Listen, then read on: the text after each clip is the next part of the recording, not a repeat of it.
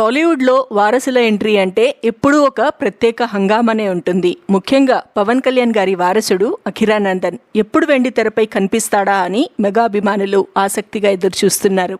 ఇప్పటి వరకు అఖిరా ఏ cinema sign చెయ్యలేదు, కనీసం కెమెరా ముందుకు కూడా రాలేదు. అయినప్పటికీ సోషల్ మీడియాలో ఆయనకున్న క్రేజ్ చూస్తే ఇప్పటికే స్టార్ హీరో స్థాయి ఫాలోయింగ్ కనిపిస్తుంది.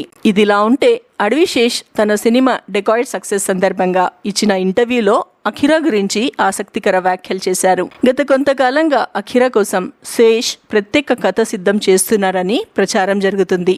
దీనిపై శేష్ స్పందిస్తూ అసలు విషయాన్ని వెల్లడించారు.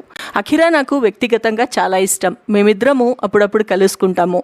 మా ఇద్దరిలో ఒక కామన్ విషయం ఉంది, మేమిద్దరం లెఫ్ట్ హ్యాండర్స్. ఈ విషయంతోనే మంచి కనెక్షన్ ఏర్పడింది అని చెప్పారు. అలాగే అఖిరా వ్యక్తిత్వం, ఆయన ఆలోచన తీరు చాలా పరిణితితో ఉంటాయని శేష్ ప్రశంసించారు. అఖిరా కోసం కథ సిద్ధం చేశారా అన్న ప్రశ్నకు సమాధానం ఇస్తూ అఖిరాకు ఇప్పటికే భారీ ఫ్యాన్ బేస్ ఉందని, తన ఎంట్రీ కోసం లక్షలాది అభిమానుల్లాగే తాను కూడా ఎదురు చూస్తున్నానని శేష్ తెలిపారు. కథ గురించి స్పష్టంగా చెప్పకపోయినా అఖిరా ఇండస్ట్రీలోకి ఎప్పుడైనా అడుగు పెడితే అది ఖచ్చితంగా ఒక సంచలనం అవుతుందని ఆయన అభిప్రాయపడ్డారు.